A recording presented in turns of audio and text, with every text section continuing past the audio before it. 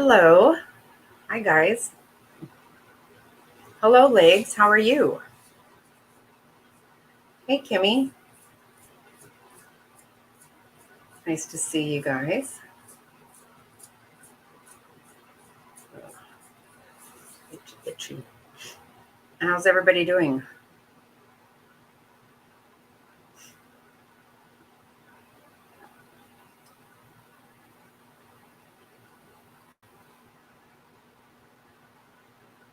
Crazy shit going on around here, huh? Hey, Gobby. Nice to see you. Good. I thought what I will do, I'm just gonna go. I'm gonna go do the sentencing and stuff, and then I'll go out and come right back, and we'll play Name That Tune.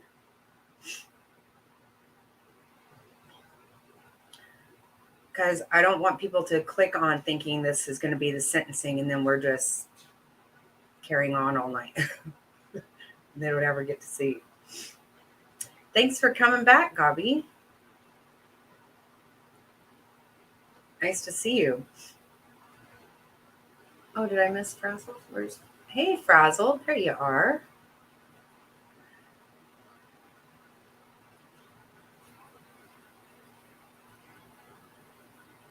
Oh, I haven't. I haven't seen what's going on with that. There's a trial or case. Okay. I was going to say, wait, I can't believe there's a trial at this point. Yeah, I've heard they're going to look into that.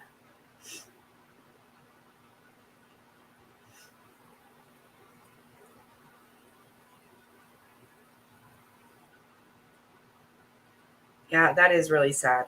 It is. It's really ridiculous and gross and all of it.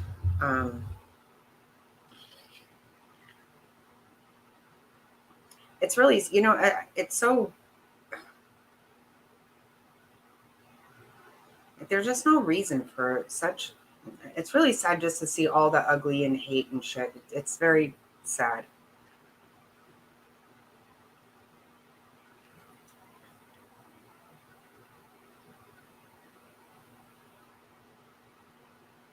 Oh, really? I see. I haven't even looked into what's going on with that right now.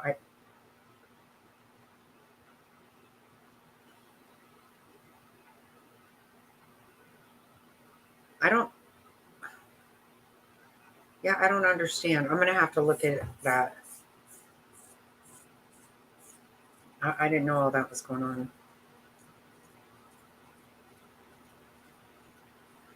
There's so much. Oh, yeah, I need to check it out. So much with the Lori Vallow coming up, and actually even I can't think of the name right now, but the trial for that stepmom in Colorado Springs, that's coming up soon also. Gavin, do you remember that?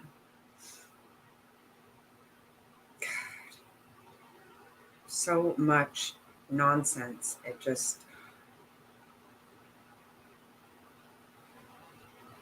It's crazy to think that there are so many cases out there, and there's so many more that we don't even know much about. It's too much nastiness. Yeah, I need to get on that. I just feel like I don't have enough time to look at everything I need to look at. Too much stuff going on. Yeah, I know. I've been watching this all this week, or not all of it. Right, exactly. Um, I'm not going to play all of the week.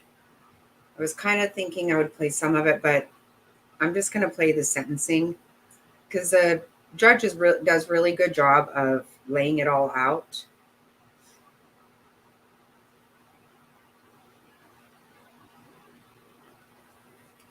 Right, and you know what we haven't even talked about here even is oh my gosh, now his name completely escaped me. Dylan Rounds. That guy has been arrested. There's so much. There's just so much to talk about.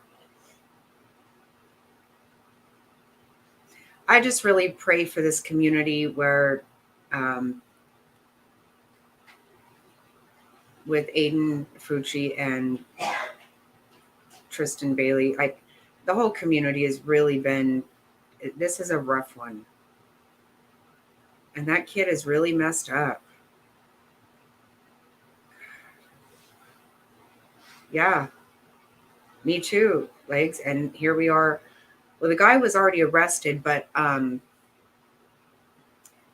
you know, I know they found his phone. No, it's not. It's not. That's in Utah.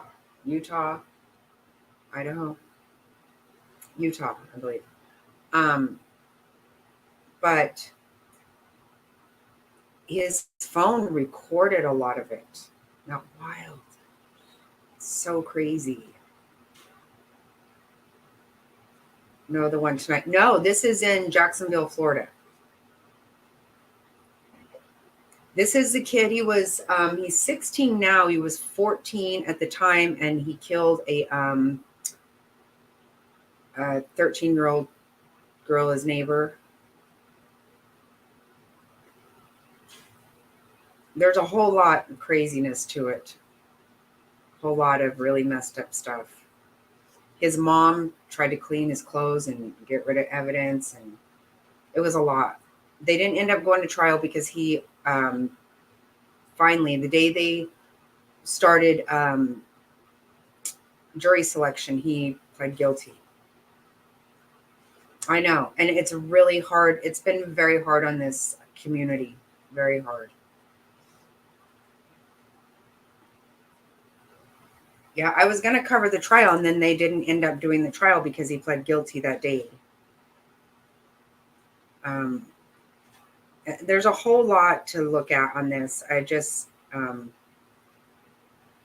especially Jaguars had asked me to cover the trial, and like I said, they didn't have the trial.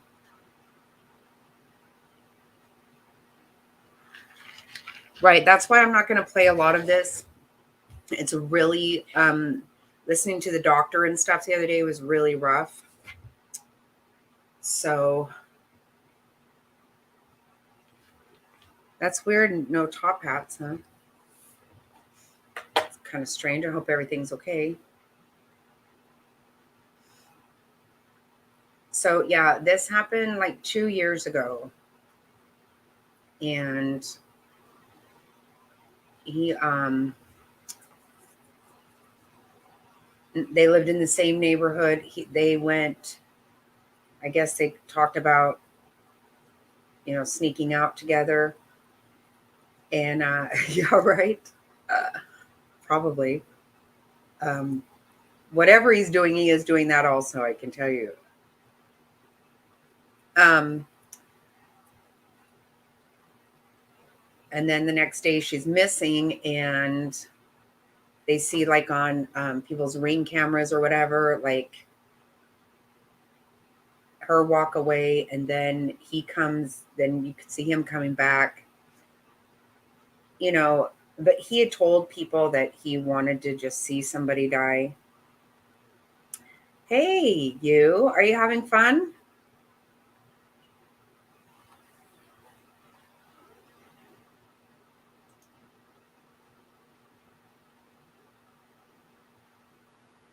I bet it's beautiful.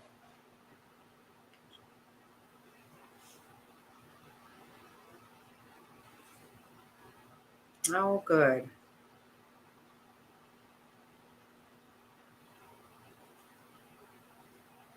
Well, thanks. I don't know if you knew about this case or not. All I'm going to do is play the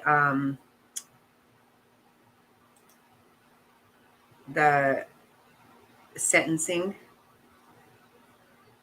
Oh my God, I bet. Oh, I want to see some pictures. I bet they are. I bet it's cold there.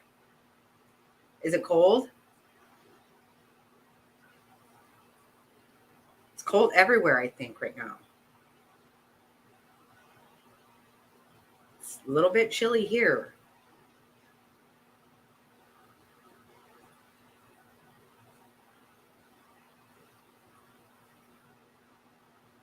I bet that's really cool.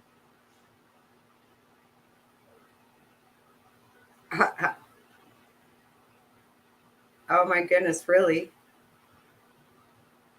Oh no.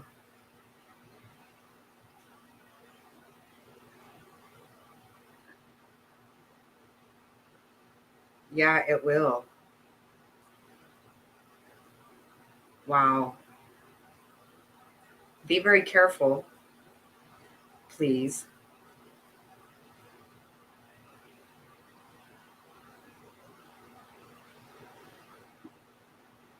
Um,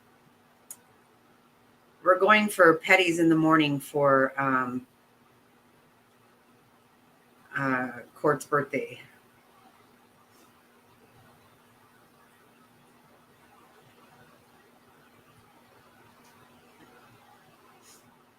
Which I need really bad. Really, really, really, really bad. Yeah, I'll look up Angels Landing. I'll look that up and see. Check it out, and then I'll wait for pictures.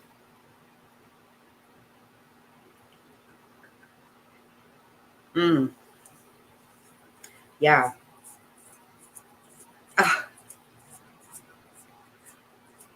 oh, you didn't have to do that. He's always here, but don't look it up. Oh, okay. Oh, God. Seriously? Are you trying to make me all. Oh, shit. Please be careful. Please. I'm begging you. Oh, Lord. Now I'm going to have a stomach ache. Beck's telling me not to look up where they're going hiking tomorrow.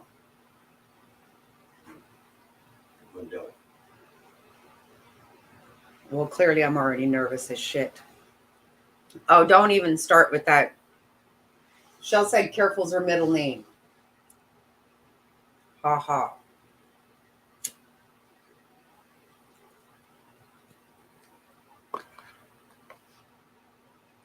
Stinker ass, smarty mouth.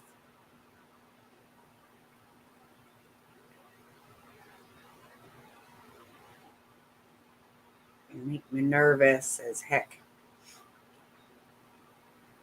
Nervous as is.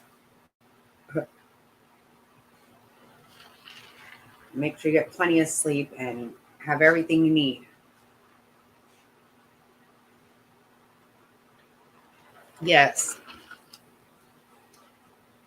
Prayers for two of my girls here that are trying to scare me right now. Hey, Jerry, how are you?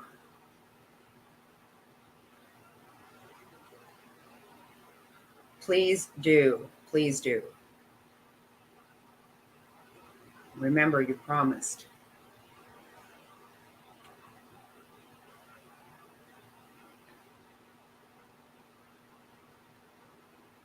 How are you, Jerry?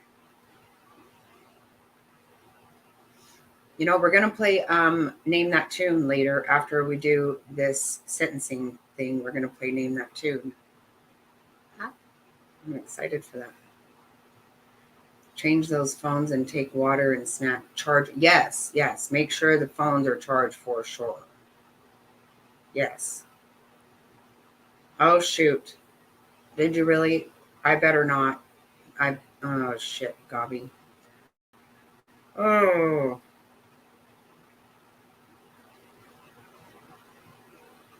Yeah, I was too. Legs, I was too.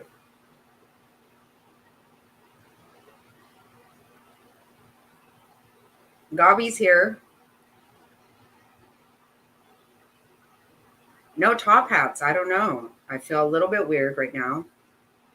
I don't think I've ever done a live without top hats.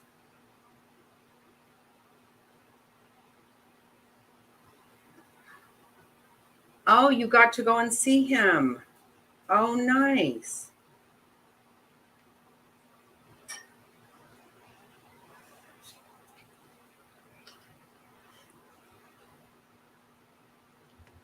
You need to quit saying stuff that's making me.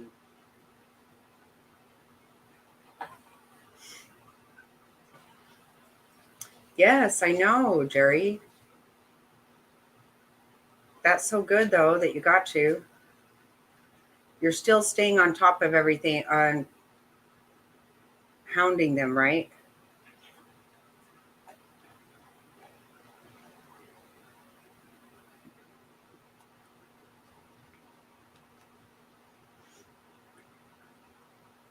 You know I have to look it up.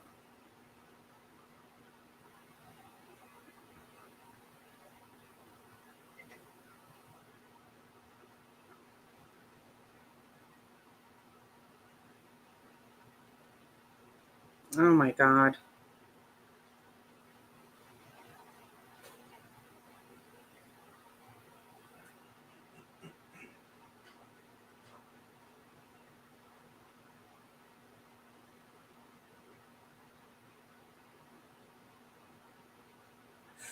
Ooh.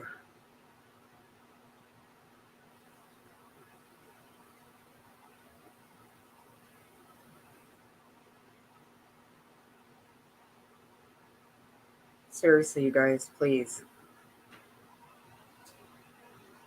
That looks crazy as crap.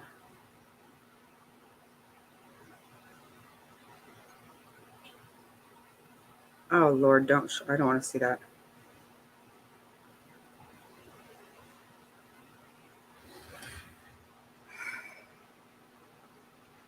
Oh wow, really, Jerry?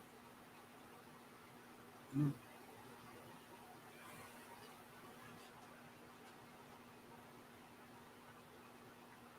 Hey, there you are.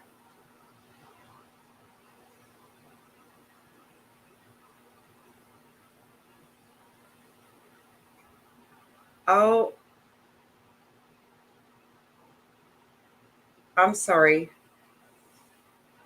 It just felt weird without you.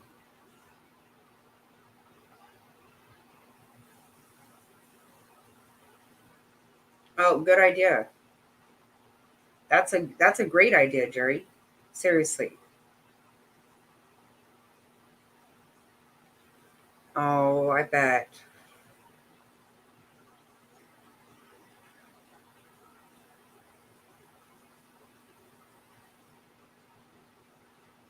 Yeah, I'm sorry, Top Hats. I just was like, it's weird. Is he okay?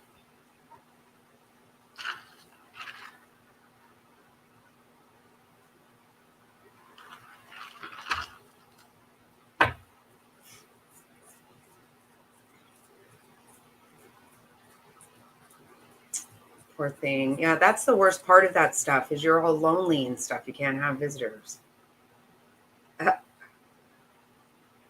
You are wanted here. Of course you are. Then I feel bad. I'm like, okay, well, he doesn't have to, but where is he?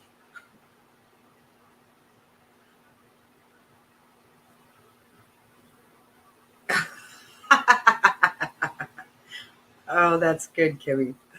Right? We'll give you some time to get yourself cleaned up. Hmm,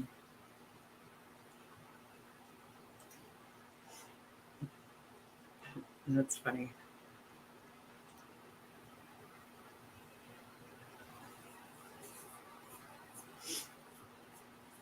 Ay, ay, ay, ay.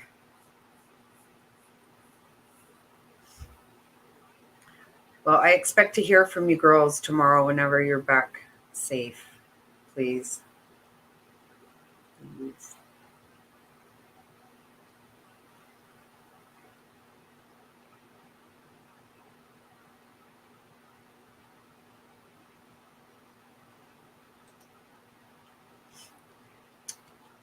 Okay, I'm gonna play this real quick so we can just get that done.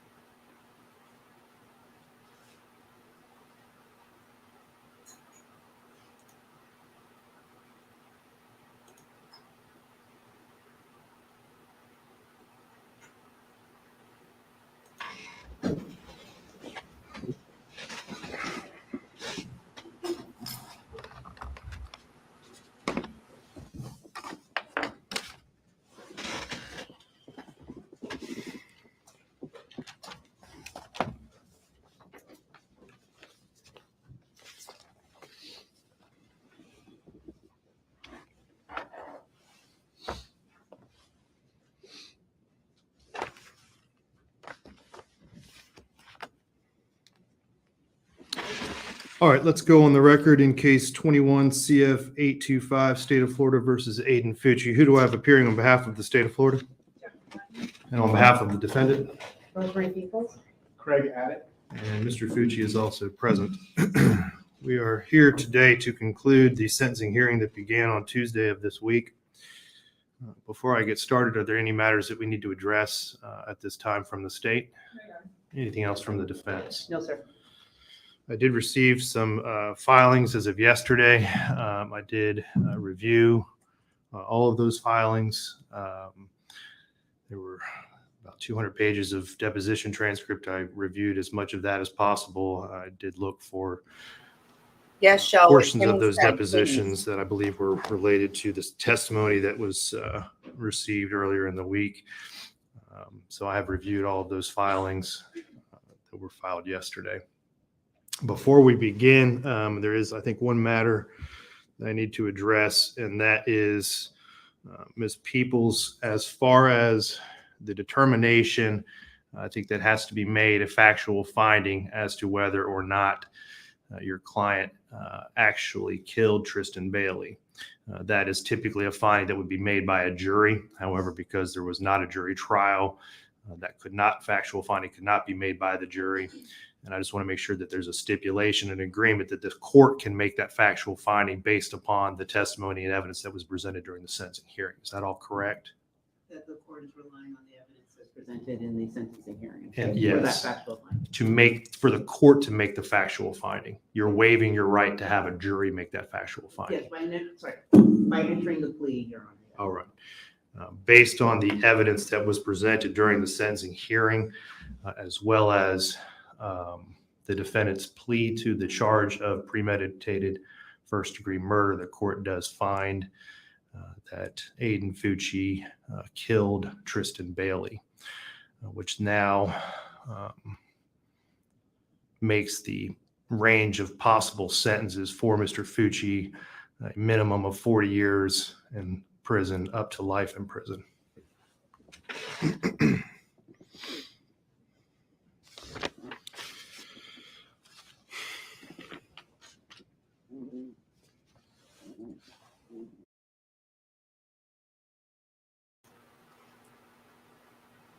I'm just going to check this real quick. Okay, yeah. This is really super sad. The judge, I think, does a really good job here, though, in my opinion.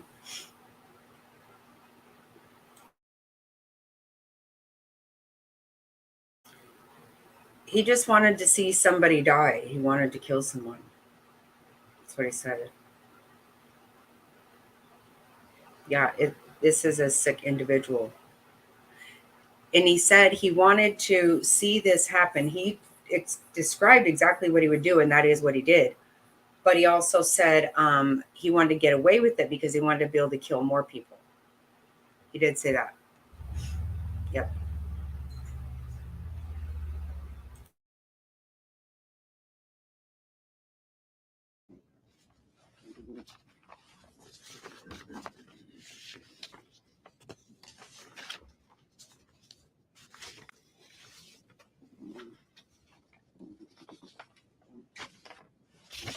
Her poor mother right there. It's so sad. Oh my God.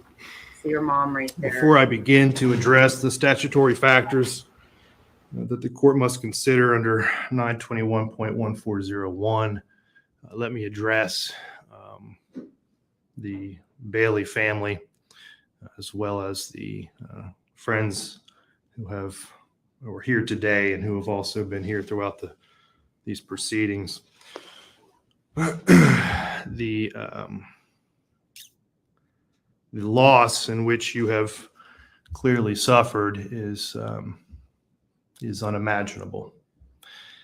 The court was certainly moved by the words and the victim impact statements that were presented earlier this week. I have been through these types of proceedings numerous times. Sometimes family members hope or expect that whatever the sentence is, that somehow or another that's going to heal or provide closure. And I just want to warn you that it's not how it works. No matter what sentence this court imposes today, it cannot heal you. I cannot bring her back. I cannot provide a closure to this. It may close a chapter of this, but it will not close this for you. You still have a lot of healing to do. And I certainly am not going to take the place of any of your counselors or therapists. But my advice to you is simply this. Understand that the healing process takes time, and you have to move through the stages, and you have to allow each other to move through the stages at your own pace. Comfort each other, but understand that some of you may reach different phases of this healing process sooner than others.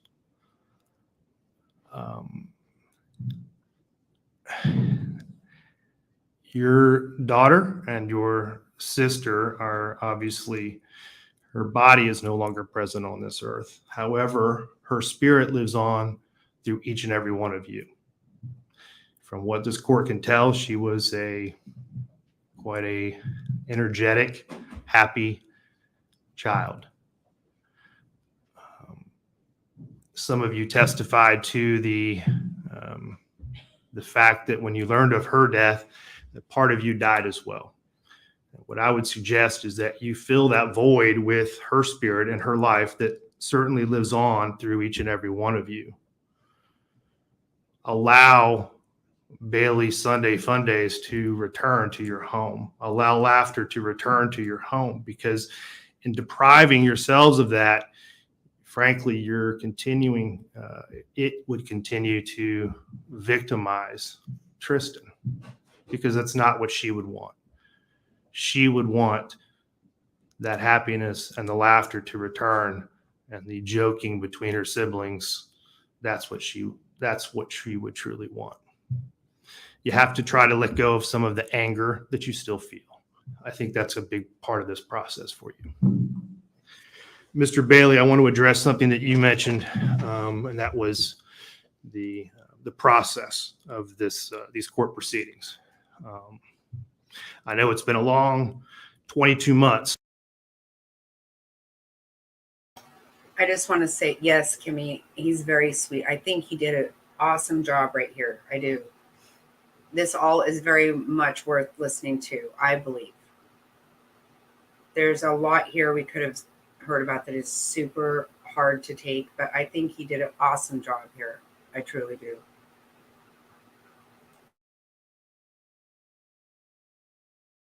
For your family as well as for this community. Justice at times can move a little bit slowly for those who are thrust into it. For those of us who practice it and live it and work it every day, I assure you that there are constitutional safeguards that are in place in this country, and they're there for a very important reason. And sometimes that takes time to work through that process. And that can be frustrating. It can be agonizing at times. But we strive to make sure that we get things right the first time and that we do things the proper way. And I appreciated your comments, and I appreciated the patience that your family and the community has shown to the court system. These attorneys have worked diligently. They have had, on both sides, they have, this is not their only case, sadly. This is the only courtroom in all of St. Johns County with over 300,000 people who now live in this community. We have one felony courtroom. So every felony, every murder, it takes place in this courtroom. And these attorneys are assigned to cases throughout this circuit. I trust and I believe that they have done a diligent job in this case. And again, I recognize that it can certainly take some time, and I appreciate the patience that you've shown, and I hope that you understand May 2 years ago, making sure Bobby. that things are done the proper way. or 2 years ago on Mother's Day. Can you believe that?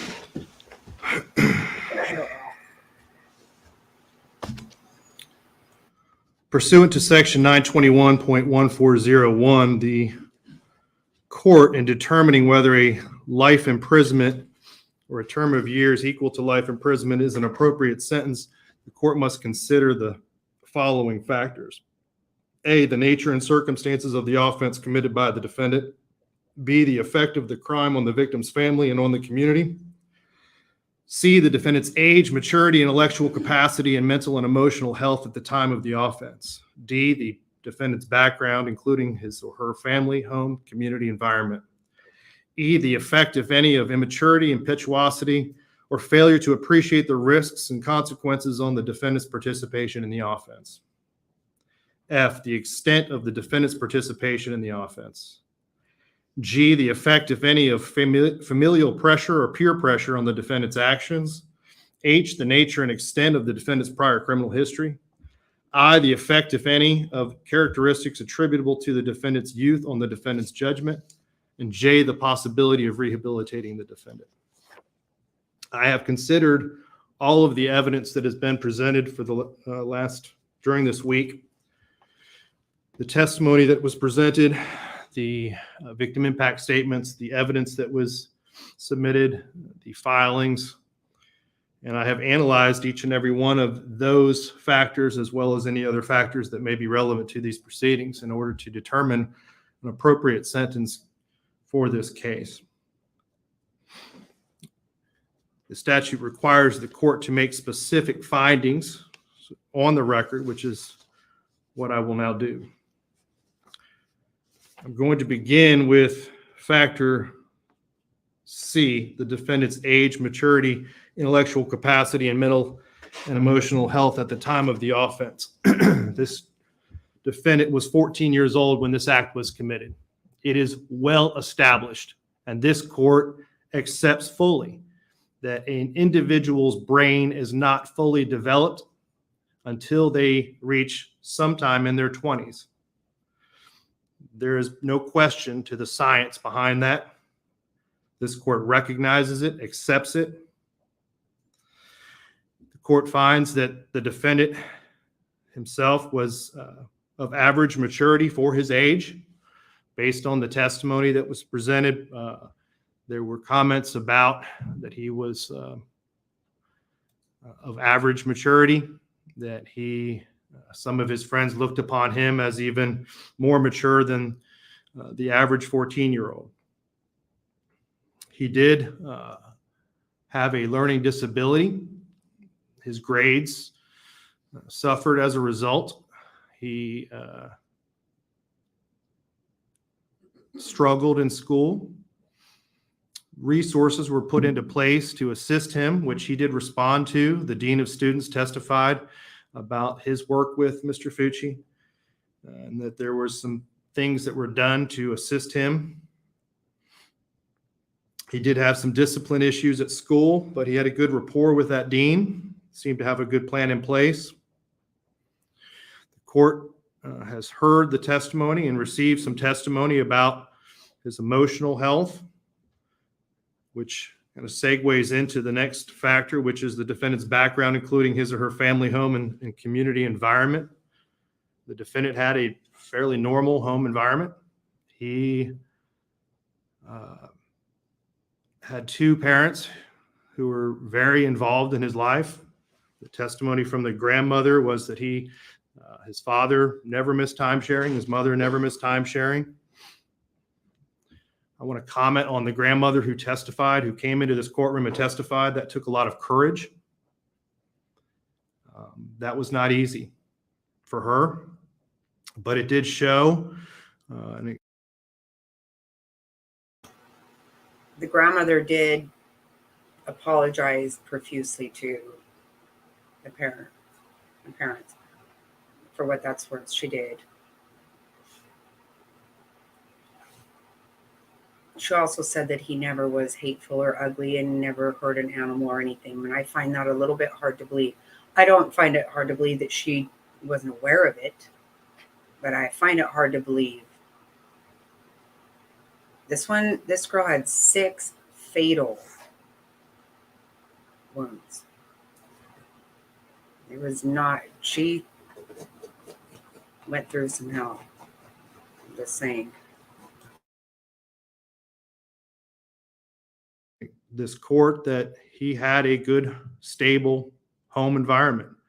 Well, there had been some discussion about from his girlfriend, that she felt as though maybe there were some things that were going on at home.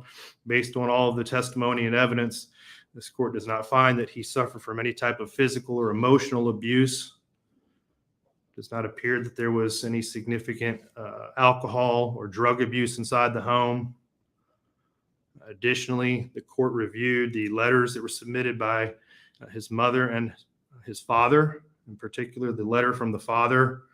The court was also moved by, indicated that there was a strong father-son relationship. I'm going to skip factor E for just a moment and move to factor F, the extent of the defendant's participation in this offense. This court does find that the defendant was the sole participant in this offense. He was 100% responsible for this murder. This court does not believe that there was any encouragement or enticement from anyone else to get him to commit this crime.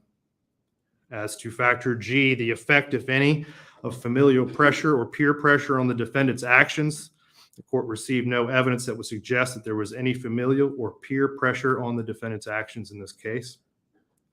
The nature, factor H, the nature and extent of the defendant's prior criminal history. This defendant has no prior criminal history. The court did receive, and there had been some discussion about whether or not the court could consider any prior or post-bad acts. I want to make it very clear that the only consideration that this court is giving to any of the information that it received related to any prior acts in school or fights or any of the statements or acts that occurred after his arrest while he was incarcerated were received and considered solely for the purpose of analyzing the factors in this statute. It in no way, shape, or form does this court has this court considered those matters in order to enhance his sentence. It is simply to apply them and apply those issues to these particular factors. The effect, if any, of characteristics attributable to the defendant's youth on the defendant's judgment. I've already considered his youth. I don't find that there were any other characteristics of his youth that really played a part in this crime. J, the possibility of rehabilitating the defendant. I would say that the defendant has shown some ability to modify his behavior that was shown in school through the dean of students. However, as Dr. Pritchard noted, this crime is extraordinary. His behavior was so unusual compared to individuals his age that there is a poor prognosis for rehabilitation.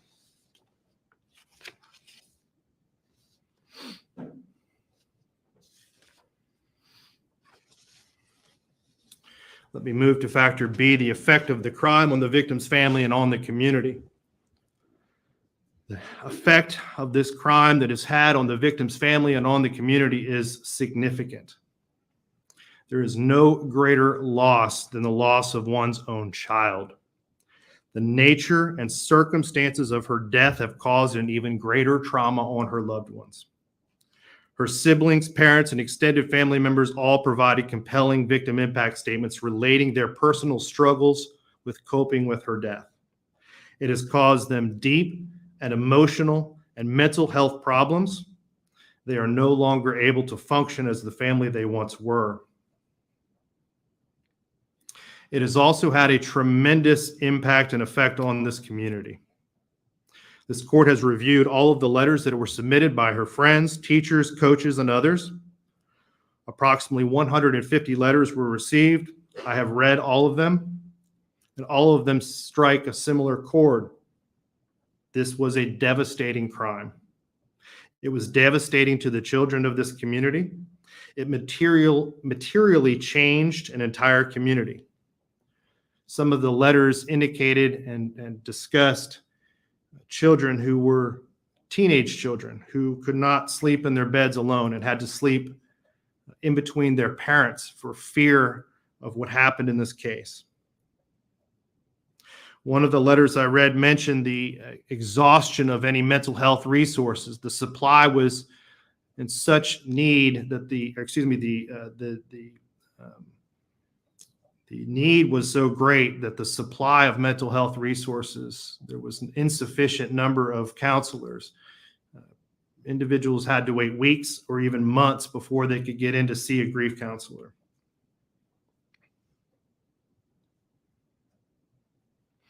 I would submit that this case is probably the most difficult and shocking case that this county in St. Johns County has dealt with. In the 20 years that I have been, or 16 years that I have been practicing law, and the 30 years that I have lived and worked in this all of Northeast Florida, this case is one of only a very small few that had this level and this type of impact on the community.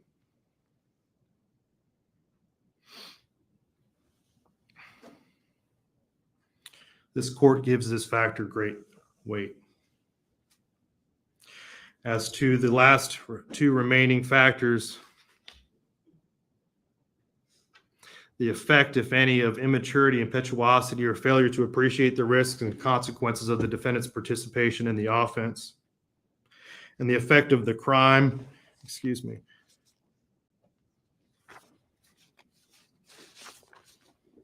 and the nature and circumstances of the offense committed by the defendant.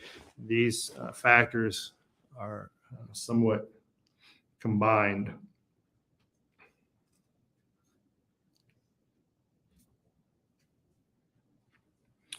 "114 stab wounds, 49 defensive wounds, 35 wounds to the head and neck, 29 to the back and shoulder, and 6 fatal wounds." This court has reviewed and seen more than its fair share of autopsy photos. The autopsy photos in this particular case were particularly difficult.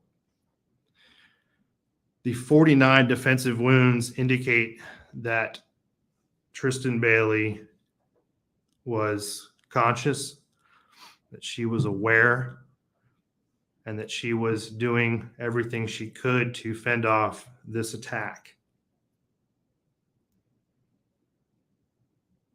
She suffered a painful, horrifying death from someone that she trusted. Her screams were most likely stifled by her own suffocating lungs. He lured her into a secluded place in the woods near his home, a person that she trusted, and he led her there under false pretenses. There was a heightened level of premeditation in this case. Based on the prior statements that he made to his girlfriend and his friend, he indicated that he was going to kill someone. At which point he determined that it was going to be Tristan Bailey, I don't know. But there was going to be a victim. He indicated that how he was going to do it, that he would take them into a wooded place, that he would stab them,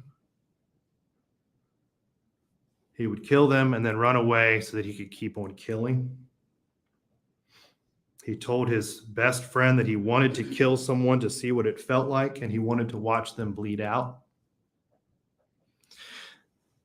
This particular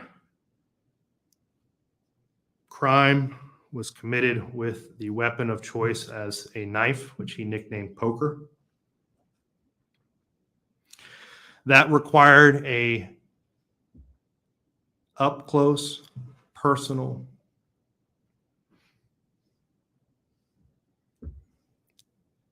type of murder that is rare. It's unique.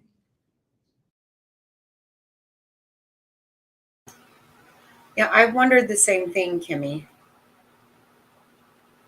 Welcome, Belle. Yes, this is so sad. This is, it's horrible. I really give a lot of credit to this judge. He is, he's doing an awesome job at this, I believe. But yeah, why didn't they tell somebody? I don't know. I mean, obviously, I think people don't believe somebody, but I mean, no one's ever told me they want to do something like this. I don't know. It's very sad. It's so sad.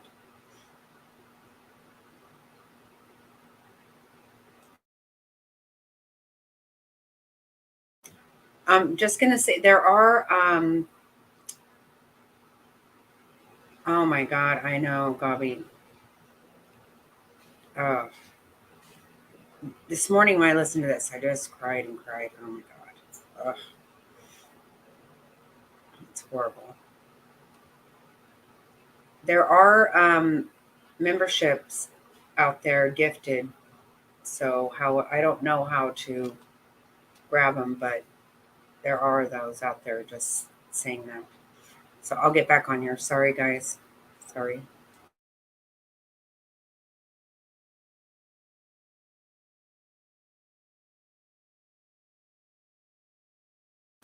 Yes, Southern Grammy, absolutely.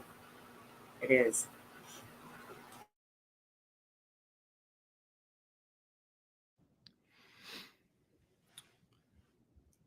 The court accepts that in 2019, of all juvenile arrests, only 7% were violent and only 1% of those were homicides. This crime is clearly an outlier, and it was shocking, and it is shocking to the conscious. This court finds that the defendant's participation in this offense was not the result of immaturity or impetuosity. He understood the risks and consequences of his actions. He previously told his girlfriend that he was going to do this. That clearly shows that he had been planning it. He attempted to cover it up by disposing of the murder weapon and throwing it into a lake. He then attempted to conceal evidence by hiding his shoes and shirt and jeans, taking a shower, stealthily entering his home, and then the actions immediately after with the Snapchat videos in the back of the police car and the story that he made up about pushing her and her hitting her head, which was clearly refuted by the video evidence in this case. All of that shows, and this court finds that this was not an immature or an impetuous type of crime. It makes it unique. It makes it extraordinary.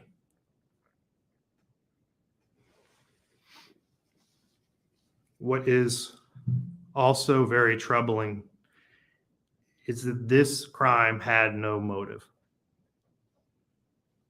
This was not done out of greed. It was not done in retaliation, retribution, or revenge. It was not a crime of passion. It was not a crime that was committed because he felt rejected by her. It was not done in a fit of uncontrollable anger. There was no reason. There was no purpose.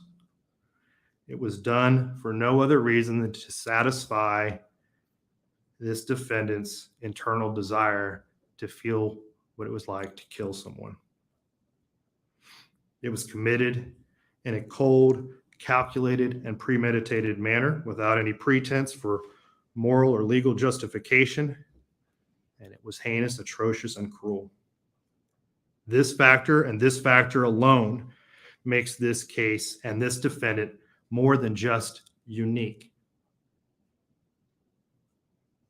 It is for this reason and all of the reasons previously stated that leads this court to the conclusion that there is only one appropriate sentence in this case. Mr. Fucci, if you and your attorneys would please rise. Counsel, is there any legal reason why this court cannot impose sentence at this time? No, sir. Mr. Fucci, having entered a plea of guilty to the crime of first-degree murder, I adjudicate you guilty of the premeditated first-degree murder of Tristan Bailey. I sentence you to life in prison. Because of your age, you are eligible for review of the sentence in 25 years. I order the Department of Corrections to notify you when you are eligible to apply for your review hearing. Madam Clerk, if you will please impose the minimum fines and court costs. Mr. Fucci, you have 30 days to appeal the legality of this court's sentence. If you wish to appeal but cannot afford an attorney, one will be appointed for you. You will be taken back to the Duval County Jail and then transported into the Florida State Prison System. We are adjourned.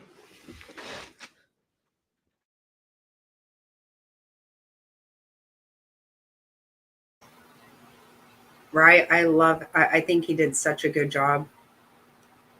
That's her sibling, her grandmother, siblings right here. Her poor mother. Oh my God.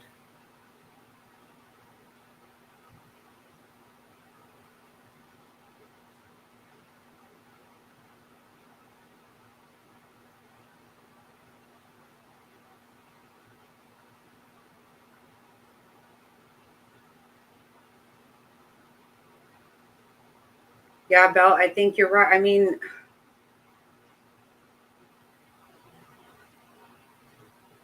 I don't think anybody believes that somebody will actually do that stuff. Again, I can't say that anyone has ever told me that they had any thoughts, anything like this. I can't. I mean, they're kids too. You don't really think, I don't know. I don't have any answers, of course.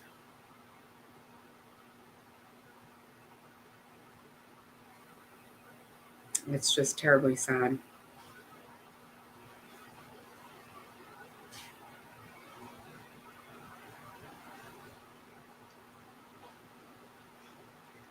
And I know at one point,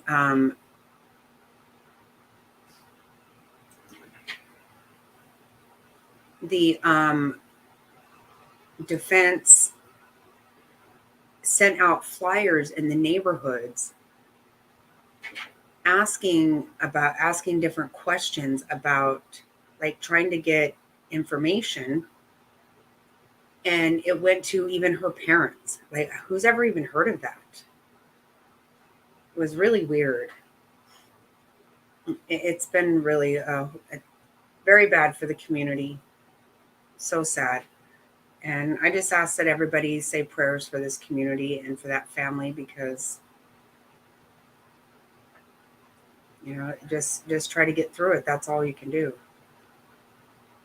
And all the whole family did. That judge said such good stuff. Like, you got to try to get back to normal life. What's normal? Your new normal, I guess, because it can't be normal now. There is no more normal. I thought he did a great job, though. Yep, exactly. Exactly. At least I don't have to keep doing this, right? Top hats, right? And he got life.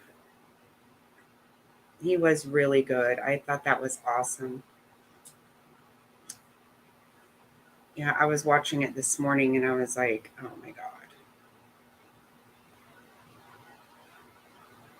You can't imagine what that poor girl went through. It's got to be horrifying for her mother, for everybody.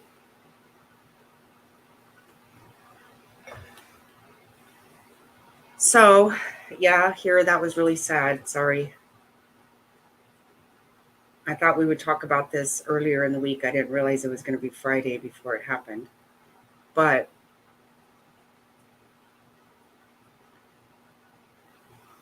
anyway, I'm going to end this live and then I'm going to come back like immediately. And we're going to name that tune. I hope that you guys will all come back and join us for some Friday night. We're also going to check in on the baby eagles. Mhm. We're going to need to do that like on a regular basis, right? No, we have to. We have to. I mean, look how the one baby looks so different, like just, in a couple of hours. And this is such an awesome opportunity to see nature at its finest. So I hope you all come back. I hate clicking off because then I'm like, okay, then they're not going to come back. No. Okay, I will end this and then I will see you guys right back here very soon, I hope. Thank you so much for joining. They were getting soft with rain. I saw that. I did see that. Yeah, right. I know, Gabi. We get so wound up with this. I know, me too. Yeah, I saw the rain earlier too. I know, and you're like, please be nice. They have little babies. Okay, I will see you guys right back here. Thank you so much for everyone here. I love ya. And I hope everyone figured out how to go and get their membership if they want it. And I don't know how that happened, but anyway, hope it happens. Okay, I'll see you in a minute. Love you. Bye.